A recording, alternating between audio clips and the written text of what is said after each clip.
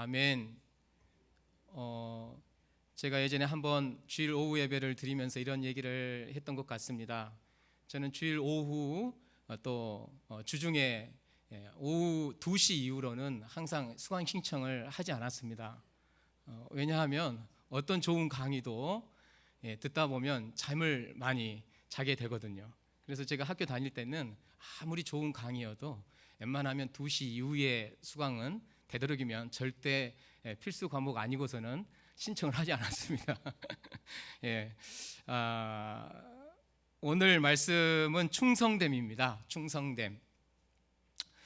성숙한 그리스도인의 영적 기초라는 책에서 이 영적 갓난 아이의 특징 중에 하나가 바로 요동함이라고 이야기합니다. 어린 아이들은 늘 분초마다 마음의 균형들이 많이 잃어버리는 것 같습니다. 웃다가 울다가 또 짜증내다가 또 좋았다가, 이 어린아이의 특징 중에 하나가 아닙니까? 그래서 성경 안에서도 에베소서 4장 14절의 말씀 보면, 이는 우리가 이제부터 어린아이가 되지 아니하여 사람의 기술과 간사한 유혹에 빠져 모든 교훈의 풍조에 밀려 요동치 않게 하려 함이라. 이 요동함에 대해서 말하고 있습니다. 왜 이처럼 요동할까요? 아직은 이 기반이 제대로 세워져 있지 않고 정서적인 이 뿌리가 깊게 내려져 있지 않기 때문입니다. 이처럼 어린 아이가 저지르는 요동함에 이런 마음을 갖고 있는 어린 아이가 저지르는 실수가 무엇입니까? 어린애 같은 그런 영적인 성숙되지 못한 어린아이 같은 성도들이 하는 실수가 무엇일까요? 먼저는 세상 가운데서 자신의 이 정체성을 찾으려고 노력을 한다는 것입니다. 쉽게 뿌리가 깊지 않기 때문에 자기 눈에 보이는 세상의 그런 가치관대로 행동하기 쉽다라는 것이죠. 유행을 따라 행동하기 쉽다라는 것입니다. 또한 반면에 또 주님과의 친밀한 교제가 부족하기 때문에 자신이 판단하기에 영적으로 성숙한 사람들 안에서 자신의 정체성을 찾으려고 노력한다는 거예요. 이게 뭐냐면, 성숙한 사람들처럼 보이고 싶어서 이들을 모델로 삼고 자신이 영적인 사람인 것처럼 위장을 한다는 것입니다. 스스로 많은 규칙과 기준을 세워서 그 기준에 도달하면 하나님과 다른 사람들이 자신을 인정해 줄 것이라고 생각합니다. 그들은 주님의 은혜 안에 있는 그대로 자신의 가치를 인정받는 것이 아니라 행위로 자기 가치와 안정감을 찾으려고 하는 사람들이 영적인 어린아이의 특징이다, 이렇게 말하고 있습니다. 또 이들은 인정받고 싶은 욕심에 하루에 기도 몇 시간, 말씀 읽기 몇 시간, 또 전도 몇 시간을 정해놓고 이 기준을 이행하지 못하게 하면 정죄감이 들기 시작한다는 거예요. 결국 이런 정죄감은 영적인 방향과 상실감으로 이어졌고 마지막에는 영적인 침체를 경험한다는 것입니다. 우리가 주님을 위해 시작한 믿음의 헌신이 절망스럽게도 영적 침체로 끝난다면 그 실패의 동기와 원인이 무엇인가를 우리 스스로가 또 성경을 통해서 정확하게 알아야 하죠. 우리를 자라게 하시는 분은 하나님이십니다. 믿으십니까? 또 하나님께서 우리에게 요구하시는 것은 큰 것이 아니죠. 지속적인 충성함. 오늘 말씀에 보는 것처럼 맡은 자들에게 구할 것은 충성이니라, 이렇게 말하고 있습니다. 이 충성은 faithfulness, 바로 성실함이라고 이야기할, 신실함이라고 이야기할 수 있습니다. 하나님은 영적 갓난 아이들에게 3시간씩 경건의 훈련 속에 자신을 복종시키라고 요구하지 않습니다. 대신 날마다 성실함으로 주님 앞에 머물라 고면하시는 것이죠. 3시간이 아니라 단 20분만이라도 지속적으로 성실하게 주 안에 거하는 훈련을 하라는 것입니다. 하나님은 우리가 얼마나 많은 사역을 하는 사람인가 보다 자신에게 맡겨진 일에 얼마나 충성스럽고 성실한 사람인가에 관심을 두십니다. 믿으십니까? 왜 하나님은 이 영적 성숙의 단계에 이르게 하기 위해서 이렇게 성실함을 강조하실까요? 하나님의 성품 자체가 바로 신실함, 성실함이시기 때문입니다. 하나님의 백성들이 성숙한 모습으로 살아갈 때만이 아니라 어느 때는 낙심하고 절망하고 조금 미성숙한 모습으로 살아갈지라도 하나님은 우리를 늘 성실함으로, 신실함으로 저와 여러분을 대해 주시기 때문인 것이죠. 그래서 하나님은 성실함의 일꾼을 중요시 여긴다는 것이죠. 고린도 교회 안에 영적으로 성숙한 성도들도 있지만 그렇지 못한 영적으로 어린아이와 같은 성도들 가운데 분쟁과 분열의 위험이 있었습니다. 각자의 기준에 따라 이런 일꾼이 참된 일꾼이라며 선호하는 일꾼들을 추종하기 시작했습니다. 서로를 비교하고 그 가운데 시기와 분쟁이 지속되었죠. 특별히 사도 바울의 사도권에 대해서 의심을 품는 자들로 인해서 사도 바울은 참된 일꾼의 기준이 무엇인지를 가르쳐야 할 필요성이 있었던 거예요.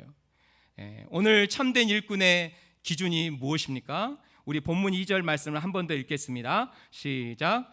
그리고 맡은 자들에게 구할 것은 충성이니라. 아멘. 여기서 구할 것, 이것은 찾을 것라는 의미죠. 이게 이제 현재 수동태형인데 헬라어에서 현재형은 변함없는 진리를 말할 때 이 형태를 쓰입니다. 그러니까 일꾼들에게 있어서 가장 중요한 덕목이 바로 충성이라는 것이죠. 얼마나 감사합니까? 하나님께서 참된 일꾼의 그 기준 자체를 다른 기준이 아니라 성실함, 신실함, 충성함이라고 말씀하고 있는 것이죠. 성경 안에서 하나님께서 사용하시는 일꾼의 특징이 바로 충성됨이었습니다. 민수기 12장 7절 말씀 보시면은 함께 읽겠습니다. 시작. 내 종 모세와는 그렇지 아니하니 그는 내 온 집에 충성함이라. 아멘. 모세를 향하여서 바로 충성된 일꾼이라고 말했습니다. 또 여호수아 14장 9절 말씀인데요, 함께 읽겠습니다. 시작. 그날에 모세가 맹세하여 이르되 내가 내 하나님 여호와께 충성하였은즉 내 발로 밟는 땅은 영원히 너와 내 자손의 기업이 되리라 하였나이다. 이렇게 하나님의 마음에 축복을 전달하고 축복하고 싶은 그 사람, 바로 여호와께 충성하는 사람. 시편 101편 6절 말씀 함께 읽겠습니다. 시작. 내 눈이 이 땅에 충성된 자를 살펴 나와 함께 살게 하리니 완전한 길에 행하는 자가 나를 따르리로다. 이 땅 가운데서 이 하나님의 눈이 찾는 사람이 있다라는 거예요. 충성된 자를 살피고자 하신다. 그 가운데서 그 충성된 자와 함께 살고 싶은 이 분이 우리 하나님이십니다. 디모데후서 2장 2절 말씀 함께 읽겠습니다. 시작. 또 내가 많은 증인 앞에서 내게 들은 바를 충성된 사람들에게 부탁하라. 그들이 또 다른 사람들을 가르칠 수 있으리라. 그러니까 예수님의 제자로서 우리 제자됨의 가장 큰 또 덕목 중에 하나가 충성된 사람들을 컨택하라는 것입니다. 그런 사람들을 훈련시키라는 것이죠. 제가 휴가 기간 동안에 담양의 한 동역자 목사님 교회를 방문했습니다. 부임한 지 한 4년 정도 되는 교회인데 이제 담양이니까 그래도 시골 교회죠. 부임하자마자 교회 주변으로 어르신들이 많기 때문에 매주 식사 섬김을 시작했다고 합니다. 식사를 섬기기 위해서 매주마다 수고해야 하는 분들이 있었고 땀을 흘려야 하는 분들이 있었습니다. 시간이 흐르면서 어르신들 사이에서 이 교회는 어르신들을 너무나 잘 섬긴다는 소문이 나서 우리 신일교회처럼 이웃분들에게 좋은 이미지를 심게 되었다고 합니다. 이 자연적으로 전도되는 분들이 생기기 시작하면서 첫 부임 때 70명 정도의 교회였지만 지금은 150명 정도의 교회로 하나님께서 성장시켜 주셨습니다. 어르신들뿐만 아니라 이제 젊은 부부들도 등록했고 아이들이 자연적으로 많아지면서 교육전사님을 두 분이나 더 모시게 되었다는 거예요. 얼마나 감사한 일입니까? 어느 날 이제 큰 시험거리가 생겼는데 교회 바로 옆에 주택 2층이 있었습니다. 2층 이 건물이 있었는데 교회 옆 건물에 항상 예배를 방해하는 분이 계셨고 교회가 나가든지 이제 손해배상하라며 예배 때마다 이 방해를 했다고 합니다. 어느 날 목사님이 기도하는 가운데 본인이 살고 있는 아파트와 사택과 좀 바꾸는 것을 한번 생각해 보자 생각이 되었다라는 거예요. 그래서 그분을 모시고 자신이 살고 있는, 제가 봤을 때는 거의 새 아파트입니다. 한 30평대 되는 것 같아요. 아파트를 보여주면서 이 아파트와 당신이 살고 있는 그 허름한 2층 집과 바꾸면 안 되겠냐고 의견을 물어보았습니다. 그런데 이분이 바로 사택을 보자마자 그럼 교환합시다 이렇게 했다는 거예요. 예? 이 시세를 보니까 한 4천만 원 정도 교회가 손해를 봐야 합니다. 그렇지만 목사님과 당회가 이웃을 섬기는 마음으로 이 주택을 구입하고 목사님이 이 허름한 곳으로 가겠습니다 이렇게 결정을 했다는 거예요. 작은 교회이지만 또 최선을 다해서 섬김의 모습으로 이웃과 지역을 섬기려고 할 때 하나님께서 부어주시는 은혜가 있더라고요.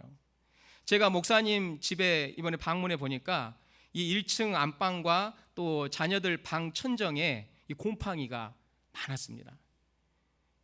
그래도 목사님은 감사하다는 거예요. 제가 더 감동받은 것은 목사님의 이 교육자실이 간이로 만든 천막 건물에 몇 평 안 되는 곳이었습니다. 요즘 얼마나 더웠습니까?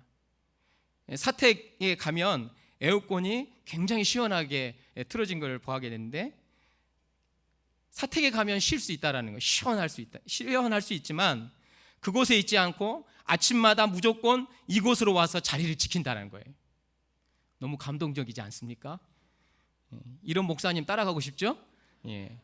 하나님께서 얼마나 기뻐하실까, 참 감사하다. 하나님께서 이처럼 충성스러운 일꾼을 통해서 하나님의 나라가 확장되게 하십니다. 중요한 사실은요, 성경 안에 등장하는 인물도 아닌 저와 여러분을 충성되이 여겨서 일꾼으로 부르셨다라는 거예요. 이런 감격과 감사 속에서 저와 여러분이 충성됨으로 승부해야 되는데, 어떤 때는 다른 사람의 판단에 귀를 기울이고 또 그 기준에 부합하기 위해 노력하다가 지치고 어느 때는 또 낙심할 때가 있다라는 거예요. 저는 여기에 계신 신일회 모든 일꾼들이 주님 다시 오시는 날까지 변함없는 충성으로 승부하기를 소망합니다. 우리가 어떻게 하면 변함없는 충성을 통해서 하나님께 인정받고 사람을 세우는 일꾼이 될 수 있을까라는 것인데요, 첫 번째는 변함없는 충성을 위해서는 우리 자신이 그리스도의 종임을 늘 확인해야 합니다. 본문 1절 말씀 함께 읽겠습니다. 시작. 사람이 마땅히 우리를 그리스도의 일꾼이요 하나님의 비밀을 맡은 자로 여길지어다. 저와 여러분은 그리스도의 일꾼입니다. 사람의 일꾼이 아니죠. 사도 바울은 문제 많은 고린도 교회 성도들을 향하여 어떻게 편지의 서두를 시작했습니까? 고린도전서 1장 1절과 3절의 말씀 보시면은요, 읽겠습니다. 시작. 하나님의 뜻을 따라 그리스도 예수의 사도로 부르심을 받은 바울과 형제 소스데는 고린도에 있는 하나님의 교회 곧 그리스도 예수 안에서 거룩하여지고 성도라 부르심을 받은 자들과 또 각처에서 우리의 주 곧 그들과 우리의 주 되신 예수 그리스도의 이름을 부르는 모든 자들에게 하나님 우리 아버지와 주 예수 그리스도로부터 은혜와 평강이 있기를 원하노라. 아멘. 우상의 재물을 먹는 문제, 간음의 문제, 서로 시기하고 분쟁하는 그런 고린도 교회를 보면서 2차 전도 말미에 에베소 지역 안에서 그 고린도 교회를 향하여 이렇게 권면을 시작하는 것이죠. 하나님의 뜻을 따라 그리스도 예수의 사도로 부르심받은 나 바울은 너희에게 그런 문제들이 많이 있는 교회이지만, 연약한 성도들이 많이 있는 교회이지만 은혜와 평강이 있기를 원하노라. 이게 참된 일꾼입니다. 문제에 부딪히면 염려하고 걱정이 앞설 때가 많죠. 어느 때는 피하고 싶을 때도 있습니다. 그러나 사도 바울은 그 문제를 직면하고 오히려 그 연약한 성도들을 향하여 은혜와 평강을 축복하고 있는 것이죠. 이것이 바로 참된 일꾼의 모습입니다. 이 사역의 힘이 어디서부터 발생했습니까?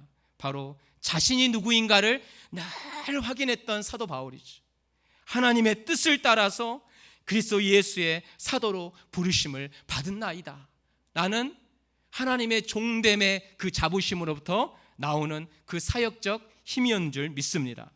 에베소서 1장 1절과 2절의 말씀 가운데서도 하나님의 뜻으로 말미암아 그리스도 예수의 사도된 바울은, 이렇게 말씀하고 있는 것이죠.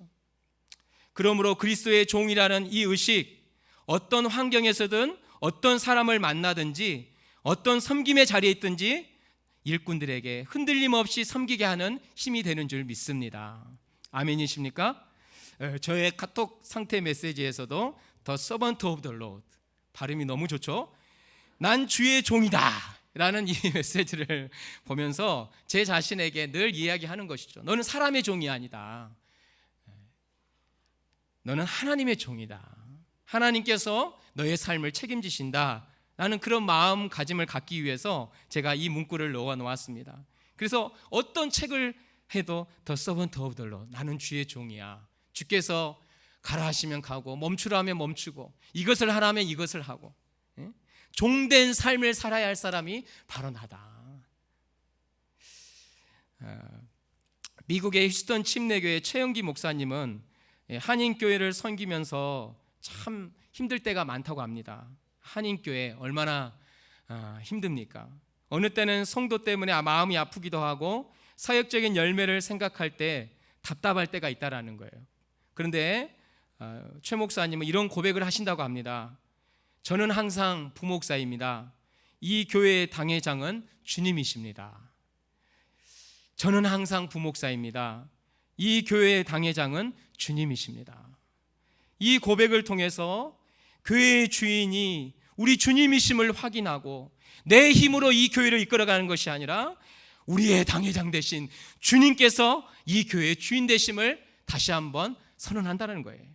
그것을 통해서 주님께서 내 사역적인 짐들을 또 주께 맡기게 되고 그것 가운데서 쉼을 누리게 된다는 것입니다. 그렇습니다. 저와 여러분은 주의 종인 줄 믿습니다. 다 오른손을 드세요. 자, 오늘 충성됨이니까 군대 용어입니다. 자, 나는 주의 종입니다. 세 번 외치겠습니다. 시작. 나는 주의 종입니다. 나는 주의 종입니다. 나는 주의 종입니다. 할렐루야. 예, 그렇습니다. 난 주의 종이다 라는 이 고백, 참 좋은 고백입니다. 특별히 오늘 주의 일꾼들에게는 하나님께서 맡기신 부르심의 목적이 있다라는 거예요. 그게 무엇입니까? 하나님의 비밀을 맡았다, 이렇게 얘기합니다. 하나님의 비밀이 무엇입니까? 그리스도 예수 안에서 계시된 하나님의 구속적인 은혜, 바로 이것은 십자가와 부활을 통해서 성취된 복음입니다. 복음. 저와 여러분에게 이것을 맡겨주셨다라는 거예요. 그래서 청지기의 사명이 저와 여러분에게는 있습니다. 이 책임이 우리에게 있는 거예요. 이 사명이 우리에게 있습니다. 복음 안에서 저와 여러분은 행복해야 되고요, 복음을 전하는 일에 우리의 삶을 헌신해야 되고, 복음이 우리의 모든 것의 전부가 되는 줄 믿습니다. 그리고 일꾼은 복음 때문에 기뻐하는 사람들이에요. 그래서 복음을 끝까지 붙들어야 합니다. 이 복음을 잃어버리는 순간 일꾼은 힘을 잃어가는 것이죠. 교회 공동체에게 맡겨주신 사명, 바로 복음입니다. 저와 여러분은 교회의 일꾼 되기 이전에 복음의 일꾼이 되시기를 소망합니다. 여러분, 이 성경 안에서 사도 바울과 많은 사도들이 복음의 이 십자가와 부활의 그 은혜를 경험하고 그 십자가와 부활의 그 은혜를 경험하고 믿게 되었을 때 그들 마음 가운데 또 그들의 삶의 실제 가운데 이 구원의 은혜가 메타포라는 것은 우리가 잘 이해하지 못하니까 그림 언어로 선언을 해주신 거예요. 그림 언어.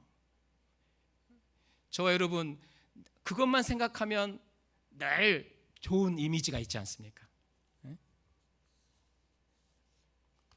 십자가와 부활의 복음을 믿는 하나님의 백성들이 누리는 구원의 실제, 그것을 저와 여러분에게 메타포로, 이미지로 보여주셨다는 것이죠. 그것이 무엇입니까? 따라서 하겠습니다. 의인됨. 의인되었다는 거예요. 십자가와 부활을 믿는 하나님의 백성들, 받아들인 하나님의 백성들은 바로 의인의 신분으로 변화된다는 것이죠. 이것은 하나님과의 올바른 관계의 회복입니다. 로마서 4장 25절의 말씀 보면 예수는 우리가 범죄한 것 때문에 내줌이 되었고 우리를 의롭다 하시기 위하여 살아나셨느니라. 그러므로 저와 여러분은 우리의 범죄 때문에 저와 여러분은 그리스도가 내어주심이 되셨고 또 우리를 의롭다 하시기 위하여 예수 그리스도가 부활해 주신 것입니다. 그래서 저와 여러분은 선언적인 선언을 받았어요. 나는 죄인 허물과 죄가 많지만 넌 의인이라는 선언을 받은 것입니다. 그래서 의인됨이라는 것이죠.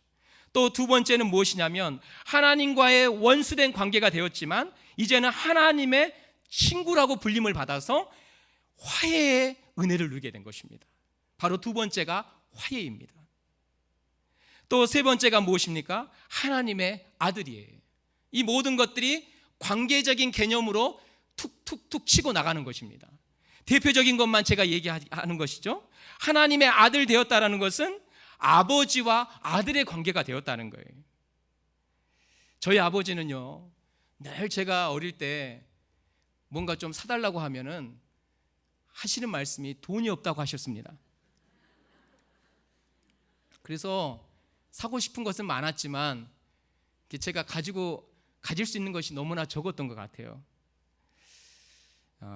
오늘 저와 여러분이 하나님을 나의 아버지라고 부르게 된 것은 그 무한하신 하나님의 능력을 우리가 끌어다 쓸 수 있는 특권을 얻은 거예요. 그러니까 여기에 앉아 계신 분들 가운데서 조금 유산을 아버지로부터 적게 받으신 분들, 그러신 분들은 이제 그 서운함을 내려놓기를 바랍니다. 하나님으로부터요, 저와 여러분은 무한한 하나님의 은혜를 덧입었습니다. 유산을 받았어요. 유산을 받았습니다. 하나님의 무한하신 그 은혜의 유산들을 저와 여러분은 받은 것이죠. 그 무한하신 은혜 가운데 최고의 은혜가 무엇일까요? 바로 영생의 은혜인 줄 믿습니다. 영생. 하나님과의 그 풍성한 관계 안에서 누리는 그런 은혜들, 그것이 저와 여러분에게 주신 유산이라는 것이죠. 바로 하나님의 아들됨의 축복입니다. 또 네 번째는 새로운 피조물이 되었다는 거예요. 누구든지 그리스도 예수 안에 있으면 새로운 피조물이라. 보라, 이전 것은 지나갔으니 보라, 새 것이 되었도다. 늘 새로운 것입니다. 할렐루야. 새로운 목표를 가지고 새로운 꿈을 가지고 오늘 하루도 살아갈 수 있다는 것이죠. 제가 얘기했죠. 이 의인됨, 화해, 하나님의 아들, 새로운 피조물로서 십자가와 부활을 믿는 하나님의 백성들에게 주시는 구원의 실제, 구원의 삶, 이것이 바로 하나님께서 우리에게 주신 복음의 은혜인 줄 믿습니다. 이것 외에 우리가 성경 안에서 발견하는 메타포, 정말 그것만 생각하면 감격과 눈물이 나는 그 십자가와 부활의 그 은혜들이 얼마나 사도 바울이 외쳤는지 모릅니다. 저와 여러분, 이 복음의 비밀을 붙들 때 저와 여러분은 행복합니다. 목회자도요, 마찬가지입니다. 복음에 집중하지 않으면 힘이 없어요. 저와 여러분, 이 복음의 비밀, 이 복음의 그 능력을 전하고 그 복음의 능력 때문에 행복감을 느끼는 저와 여러분 되시기를 소망합니다. 그렇습니다. 두 번째로, 변함없는 충성에는 분명한 보상이 있습니다. 따라서 하겠습니다. 시작. 변함없는 충성에는 분명한 보상이 있습니다. 자, 본문 5절 말씀 함께 읽겠습니다. 시작. 그러므로 때가 이르기 전 곧 주께서 오시기까지 아무것도 판단하지 말라. 그가 어둠에 감추인 것들을 드러내고 마음의 뜻을 나타내시리니 그때에 각 사람에게 하나님으로부터 칭찬이 있으리라. 아멘. 변함없는 충성에는요, 하나님께서 분명한 보상을 하고 기다리고 있는 것이죠. 하나님의 칭찬이 기다리고 있는 줄 믿습니다. 사도 바울은 주께서 오시기까지 사람에 대해서 판단하는 것을 보류한다고 말씀합니다. 판단하는 것이 잘못된 것일까요? 판단하지 말라는 것은 마태복음 7장에서 비판하지 말라는 말과 마찬가지로 진리와 거짓을 구별하고 선과 악을 가려내며 의와 불의를 구별해야 하는 성도의 의무를 포기하라는 것이 아닙니다. 세속적인 기준에 따라서 사람을 판단하거나 심지어 자신이 하나님의 역할을 대신하려고 하는 그 교만을 경계하라는 것이죠. 이것은 시간적으로 주님 오실 때까지 판단하지 말라는 것입니다. 또 주님께서 드러내실 때까지 권리적으로 판단하지 않겠다라는 것이죠. 특별히 사도 바울은 양심에 꺼리낌이 없을 정도로 윤리적이고 깨끗한 삶을 살았습니다.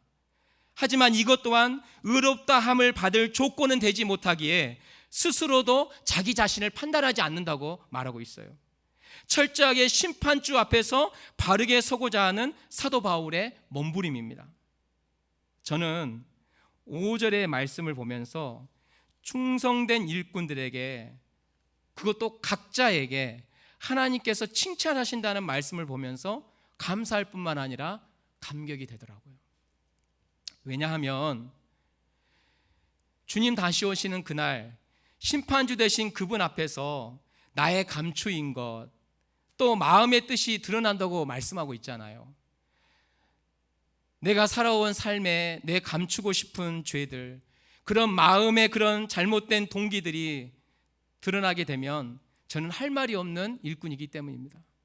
너무나 부끄럽고 두렵습니다. 그런데 하나님은 그것에 대해 언급하지 않으시고 충성스러운 일꾼들에게 오늘 칭찬하시겠다고 약속하신 그 이유가 무엇일까요? 바로 심판주 되신 우리 주님이 저와 여러분의 허물과 죄의 문제를 십자가로 해결해 주셨기 때문입니다. 난 허물뿐이고 죄악뿐인데 그 십자가의 주님을 의지하기 때문에 하나님은 칭찬하시는 것입니다. 이 땅 가운데서 저와 여러분이 얼마나 열심히 하면 열심히 할 수 있겠어요? 그런데 하나님은 그런 것들 보지 아니하시고 예수 그리스도를 믿는 그 믿음 때문에 저와 여러분을 칭찬하신다는 거예요. 4절 후반절에 보니까 다만 나를 심판하실 이는 주시니라. 우리가 주님 다시 오시는 날까지 충성할 수 있는 이유는 하나님께서 저와 여러분을 칭찬하실 것이기 때문입니다. 이것이 또한 은혜이기 때문입니다. 사랑하는 신일교회 성도 여러분, 저와 여러분은 어떤 동기로 이처럼 충성하고 있습니까? 하나님의 칭찬이 여러분이 지속적으로 주님 다시 오시는 날까지 충성하는 동기가 될 수 있습니까? 동기가 될 수 있습니까? 그러면 고개를 끄덕여 주세요. 그럴 수 있습니까? 그럴 수 있습니까? 예. 왜냐하면 칭찬받는 것 자체가 은혜거든요. 허물뿐인 우리, 죄악 많은 우리이지만 하나님께서 칭찬해 주시겠다는 거예요. 저와 여러분, 난 칭찬받을 수 없는 죄인인데 주님의 그 십자가 은혜로 분명한 칭찬이 기다리고 있는 줄 믿습니다. 아직 받지 못한 칭찬이지만 주님 오시는 날을 기대하면서 부끄럼 없는 칭찬이 되도록 우리에게 주어진 사명에 충성하는 저와 여러분 되시기를 소망합니다. 소록도는요, 전남 고흥의 어린 사슴 모양을 닮은 섬이라고 해서 소록도로 이야기합니다. 이곳에서 나환자들이 들어오게 된 것은 1916년 조선 총독부가 자해의원을 세우면서부터입니다. 전국에 계속해서 이 나병 환자들이 많이 생기기 때문에 공간의 필요성이 있었고, 또 하나는 조선을 통치하는 가운데서 그런 민심을 끌어오기 위한 그런 정치적인 목적으로 자해의원을 세웠습니다. 소록도에는 짝대기 부대, 표준어는 작대기 부대가 유명합니다. 작대기 부대는 한센병으로 인해서 이제 시력을 잃어버린 성도님들이 이렇게 지팡이를 짚고 소록도와 교회에 어려움이 있을 때마다 가장 먼저 앞장서 기도하는 부대였다고 합니다. 앞이 안 보이기 때문에 그들은 성경을 읽을 수도 없었고 대신 성경을 외웠고 그것을 외우며 다니면서 기도했다고 합니다. 그래서 이분들이 갖고 있는 기도의 힘은요, 소록도와 교회를 지키는 가장 큰 힘이 되었다고 소록도 교회 역사에 나오더라고요. 작대기 부대가 기도하고 나서면 해결 안 되는 일이 없다고 할 정도로 그 직원들 사이 안에서 유명한 것이 바로 이 작대기 기도 부대였습니다. 지금도 소록도에는 5개 교회에서 예배가 이루어지고 있는데 몇 시에 일어나냐면 새벽 4시에 예배가 있답니다. 새벽 4시만 되면 지팡이를 짚고 오시는 성도님들이 있습니다. 또한 보행하기가 어려운 분들은요, 전동차를 타고 오는데 이 60년대 지어진 교회 건물들이기 때문에 문턱이 높대요. 그래서 교회에 도착하면 다시 그 휠체어에서 내려서 두 손을 짚고 엎드려 기어서 들어가 하나님 앞에 기도한다는 거예요. 누구를 위해서? 한국교회를 위해서. 1963년도에 소록도 교회사의 기적의 해라고 불려집니다.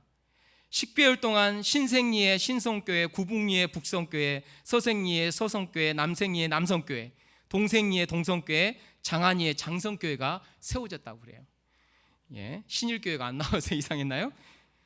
그 당시 많은 젊은 그래도 일을 할 수 있는 한센병자들은 오마도 간척 사업으로 동원이 되었습니다. 그래서 일할 수 있는 젊은 사람들이 다 그곳에 투입이 된 거예요.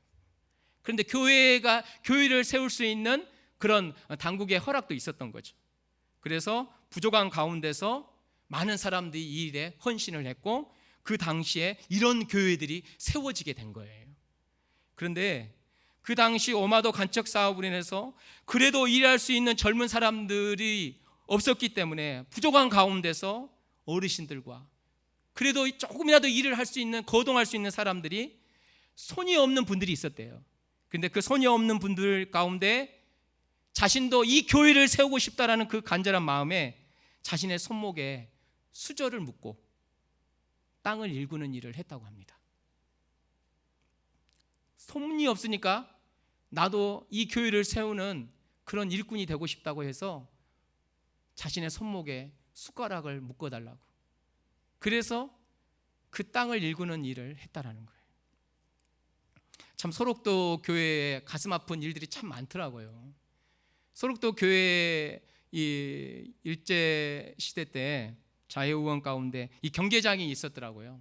경계장은 철조망을 이렇게 채워놓은 곳입니다. 이쪽은 직원들과 그래도 엄마 아빠 사이 안에서 나온 한센병자들 안에서 나온 자녀들, 건강한 아이들, 그 아이들을 교육시키기 위해 따로 거주시켰습니다. 그리고 또 회복한 사람들. 근데 이쪽 철조망 반대편에는 한센병자들이 있었던 것이죠.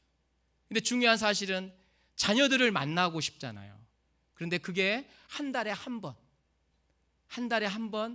만날 수 있는 기회가 있었다는 거예요. 철조망 사이를 두고. 그런데 바닷바람이 불면 옛날 사람들은 이 한센병의 균이 아이에게 전염이 된다라는 그런 잘못된 생각 때문에 등을 저 바닷가에 등지고 또 아이도 엄마 얼굴을 보지 못하고 반대 방향을 보면서 철수야 잘 지냈니? 내 엄마 아빠 잘 지내고 있어요. 이런 경계장이 철조망으로 쳐져 있었다는 거예요. 그것도 한 달에 한 번. 그거 끝나자마자 이런 중노동을 통해서 얻은 그 꼬깃꼬깃한 돈을 그 자신이 사랑하는 자녀들에게 주면서 다음 달에 만나자. 이런 삶을 살았던 한센병자들이 있었다는 것입니다. 그런데 그 소록도가 지금 90% 이상이 기독교인입니다. 그런데 그 소록도 교회가 세워지는 그 기점이 바로 손목이 없을 때는 숟가락을 묶어서 일구었었던 그 헌신강하고 충성된 그런 일꾼들이 있었다는 것이죠. 눈이 보이지 않으면 작대기 기도부대로 충성을 다했던 성도들, 손이 없으면 손목에 수저를 묶어달라고 하며 교회를 세우고자 했었던 소록도 교회의 성도들, 충성이 무엇인지를 보여주는 한국교회의 힘인 줄 믿습니다. 저와 여러분, 할 수 있는 것이, 내가 뭐가 할 수 있을까? 할 수 있는 것이 없다고 낙심하지 마십시오. 얼마든지 우리가 가진 것으로 충성하고 할 수 있습니다. 기도하겠습니다. 오늘 이